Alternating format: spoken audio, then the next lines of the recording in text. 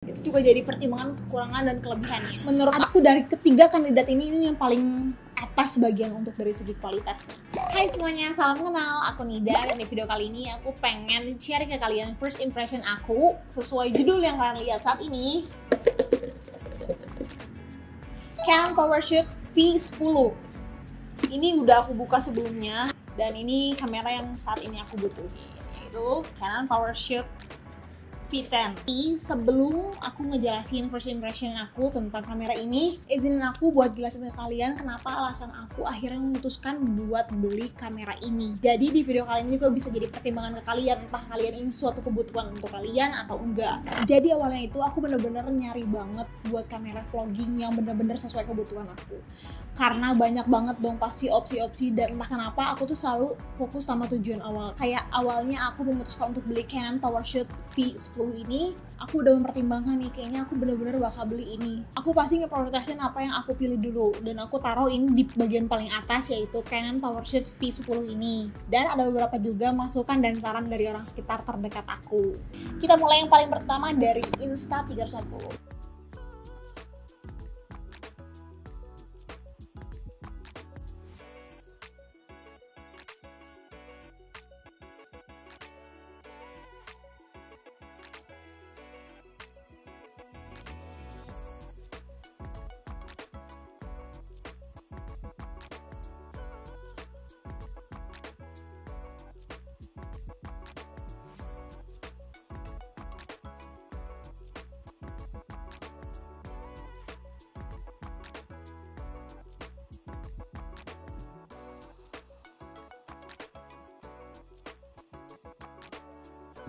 Sebenarnya yang paling aku bener-bener gembor-gembor banget, bahkan aku sampai sharing ke Iki juga, kayak aku pengen banget beli Insta360, banyak banget pertimbangan. Aku nyari tahu banget soal ini. Aku nyarinya sih, aku researchnya di TikTok ya.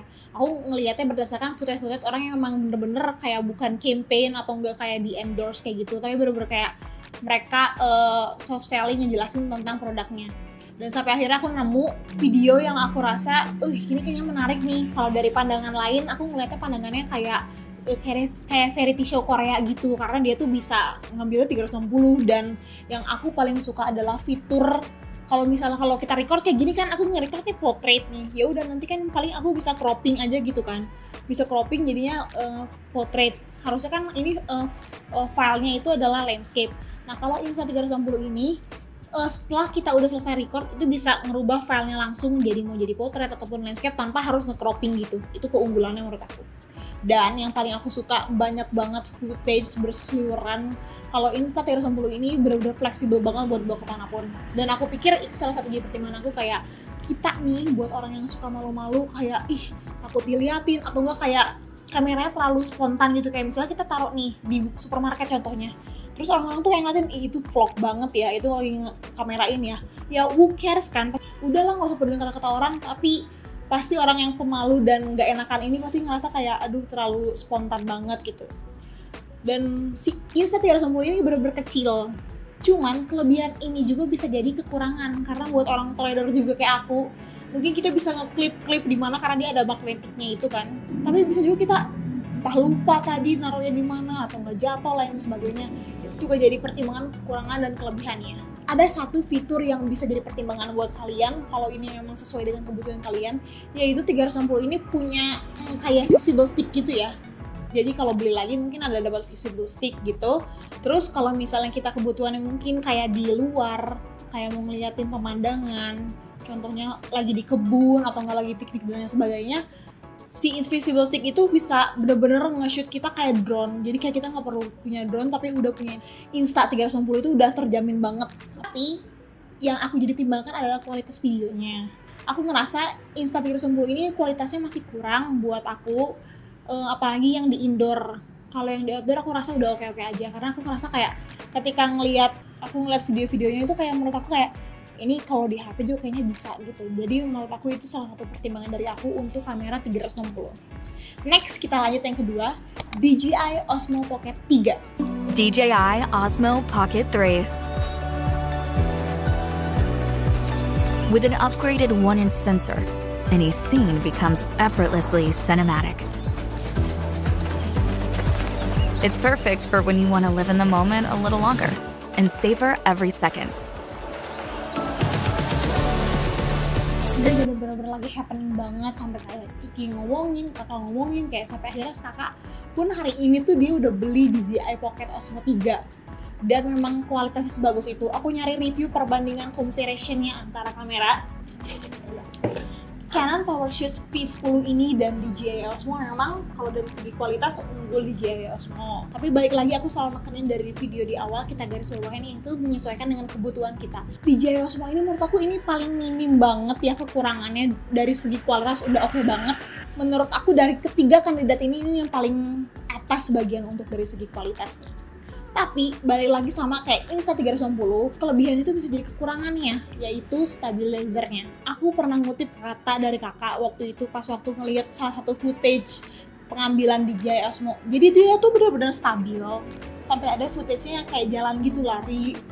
Itu tuh benar-benar gak kelihatan lari. Jadi kayak itu justru menurut aku kelebihan yang jadi kekurangan. Ketika kita pengen punya footage yang kayak ala-ala lari, ya udah realistis aja. Aku pengen kayak ketika lari ya lari, nggak kayak terbang gitu. Dan menurut aku itu jadi suatu pertimbangan. Aku pengennya ya pengen stabil video, tapi nggak terlalu stabil itu. Jadi bukan hal yang aku perluin banget saat ini. Itu tuh dia tuh kan emang bisa berdiri kan. Cuman aku belum ngerasa kurang secure aja sama saat dia berdiri gitu. Aku ngerasa kayak posisi itu tuh jadi kayak apa ya, pensil. Nih, coba ya kalian bayangin kayak kalian naruh pensil kayak gini.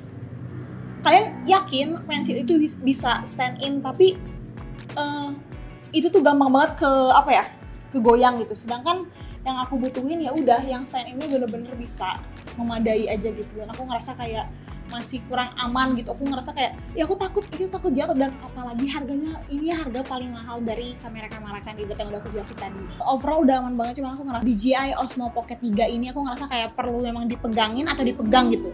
Kayak lebih enaknya memang buat memang vlogging yang kayak beneran vlogging gitu loh. Sedangkan mostly aku kan ngabisin waktu banyaknya kayak di meja, terus makan kayak gitu. Aku nggak terlalu butuh yang kayak harus pegang all the time kayak gitu. Yang terakhir adalah Sony ZV.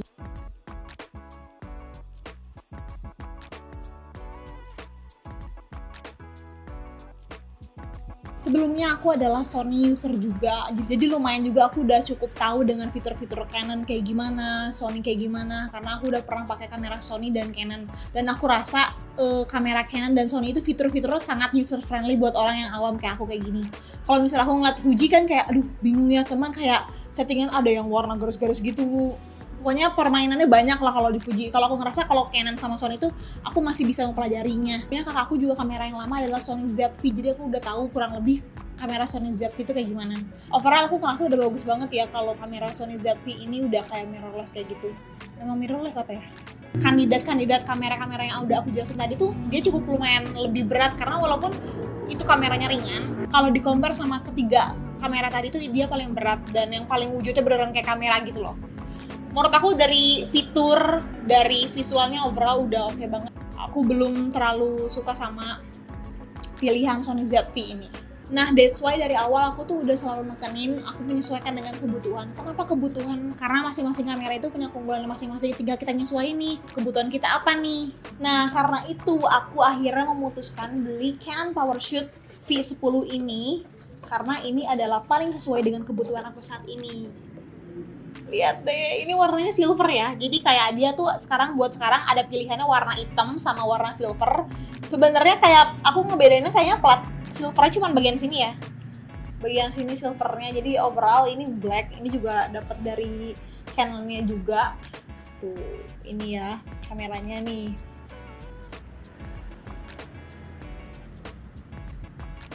Nah, buat aku untuk ketiga poin kandidat kamera yang tadi tuh menurut aku ngerasa kamera Canon PowerShoot V10 ini udah cukup memadain buat aku bawa kemana-mana. Terus juga aku lebih ngerasa secure buat bawa ini dan bisa nge-stand ini.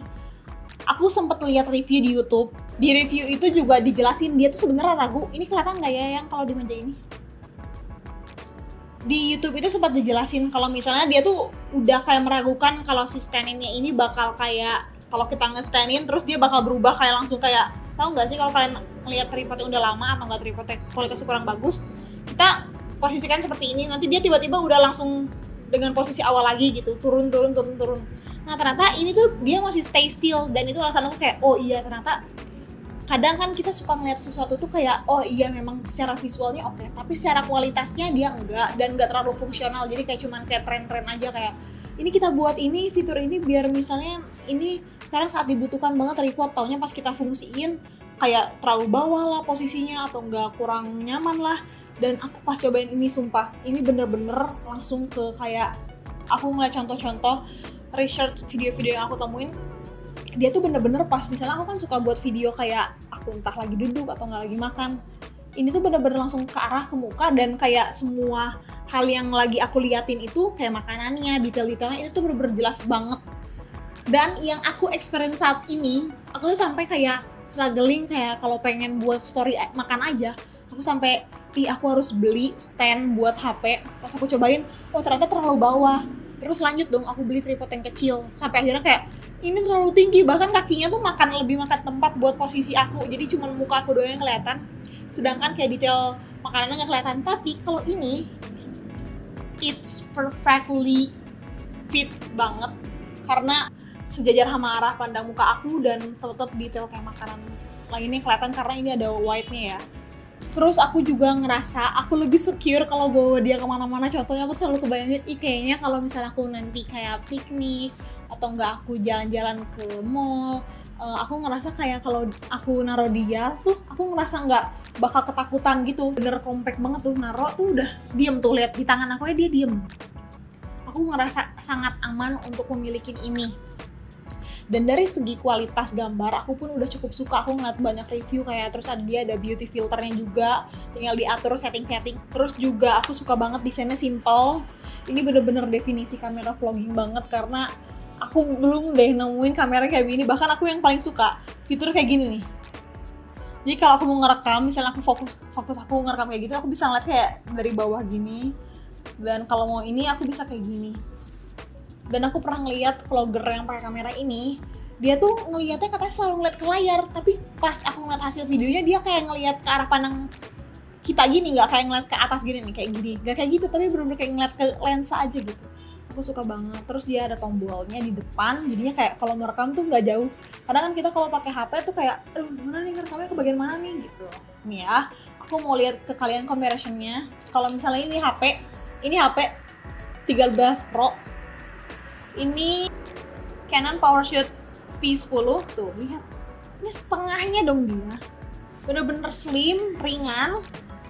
Terus juga ini lebih kecil daripada powerbank aku loh, ini bener-bener ukurannya udah ideal banget. Dan dia tuh mikrofonnya udah bagus banget. Aku kemarin record tanpa mic yang suka aku pakai itu masih bagus banget jujur. Bahkan detail kayak aku lagi makan ada detail banget sumpah. Aku awalnya kayak wondering, ini kalau misalnya kameranya yang terlalu vlogging kayak contohnya DJI Osmo atau enggak si Insta360 dan si Canon PowerShoot V10 ini, itu kalau pakai fitur fotonya gimana ya, bakal aneh atau kayak gimana ya. Pas aku ngeliat hasil ini tuh kayak ada vibe vintage-nya gitu, kayak warna-warna Canon tapi kayak ada mix juga kayak analog gitu. Dan aku kayak, aku suka banget sama hasil fotonya. Jadi kayak udah deh fix pakai ini, karena menurut aku udah menunjang banget dengan kebutuhan aku saat ini. Di luar dari itu semua pasti dong ada kekurangan. Contohnya ada satu kekurangan yang aku temuin pas datang di sini. Bahkan orang-orang yang aku tonton pun gak ngejelasin soal kekurangan ini, yaitu awalnya sih sebenarnya Iki yang notice ya. Kalau misalnya dia tuh kameranya berteksturnya kurang enak gitu loh. Awal-awalnya sih lebih kasar daripada ini ya. Teksturnya kasar, terus kayak kalau dipegang kurang enak sama teksturnya gitu, kayak pokoknya kurang lah. Kalian kalau misalnya nyobain fisiknya, itu tuh teksturnya kasar, bukan yang lembut, glossy gitu, tapi bener-bener kayak kasar. Apalagi pas awal lebih kasar, kalau sekarang kayak mungkin udah terbiasa sama tekstur kasarnya, jadi nggak terlalu kasar kayak gini. Itu menurut aku salah satu kekurangan. Dan menurut aku juga mau ngasih tahu ke kalian satu tips saat kita membeli sesuatu atau enggak bisa kita aplikasikan dalam kehidupan. Yang aku sekarang aplikasikan dalam kehidupan adalah pertimbangan sesuatu itu dengan kekurangan yang bisa kalian tolerance. Kayak contohnya, kita ibaratin sama cinta ya. Cinta yang misalnya dia itu punya kekurangan, tapi kayak kekurangan itu masih fits di kita. Contohnya misalnya kekurangannya itu misalnya dia suka ngupil. Buat orang lain itu jadi hal yang ilfil, tapi buat kita pribadi itu hal yang sangat manusiawi. Jadinya maksudnya itu suatu kekurangan yang masih bisa kita tolerance. Bahkan kita juga daily-nya kan ngupil kayak gitu kan. Jadi ketika aku membeli sesuatu pun, pasti ketiga kamera tadi punya keunggulan juga dan punya kelebihan. Dan pasti kekurangannya juga ada. Nah, kita cari tuh mana kekurangan yang bisa kita tolerance. Dan menurut aku kekurangan yang bisa aku tolerance yaitu adalah kamera yang ini. Kalau tekstur kayak ya udahlah tekstur doang gitu kan, yang kita pakai kan fungsinya. Terus kekurangan selanjutnya adalah dia tuh nggak ada baterai apa sih yang namanya baterai apa sih kalau itu teh? Baterai fisik ya. Dia tuh nggak ada baterai fisik, jadi ini tuh kayak ngecas HP aja. Jadi kita harus memerlukan power bank, apalagi kan kamera ini sebenarnya nge-support untuk live streaming. Jadi kalau dari saran dari video-video yang udah aku share sebelumnya, kita bisa pakai power bank yang Type C to Type C, karena ini dia Type C gitu. Dan menurut aku hal itu masih aku tolerance, karena aku ngerasa kayak daily-nya pun aku kalau ngecas HP aja nih 1 kali, dan aku ngerasa kalau misalnya kamera pun aku bukan yang kayak nge-vlog kayak 1 jam gitu, enggak. Jadi menurut aku ini hal yang masih bisa aku tolerance. Jadi tips dari aku, kalian buat dulu tuh list kelebihan dan kekurangan. Kalian lihat tuh banyaknya kelebihan apa kekurangan. Dan kalau misalnya kalian ngeliat kekurangannya, kalian harus tahu juga ini suatu hal kekurangan yang bisa gue tolerance gak ya. Kalau bisa gue tolerance ya beli aja gitu.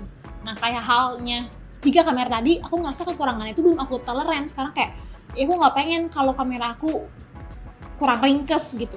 Nah, aku ngerasa aku bisa nge-tolerance kekurangan dari kamera Canon PowerShoot V10 ini. Jujur aku happy banget, dan ini adalah perawalan aku untuk memulai semuanya lagi. Jadi menurut kalian gimana nih setelah nonton ini? Apakah kalian punya pertimbangan yang sama atau justru sebaliknya?